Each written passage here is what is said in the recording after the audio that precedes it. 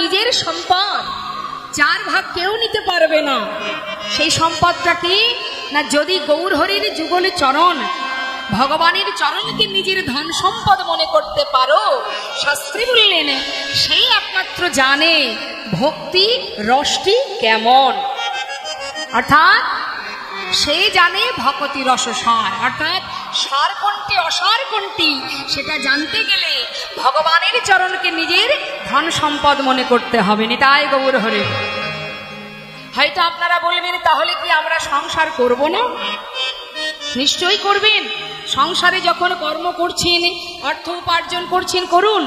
শ্রীমতী রাধা রানী তিনিও কিন্তু আয়ানের ঘরণী হয়ে সংসারে কর্ম করেছে, রন্ধন করেছে, সবই করেছে, কিন্তু তার মনটা কোথায় থাকতো?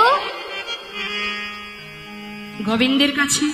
ঠিক তেমন তুমি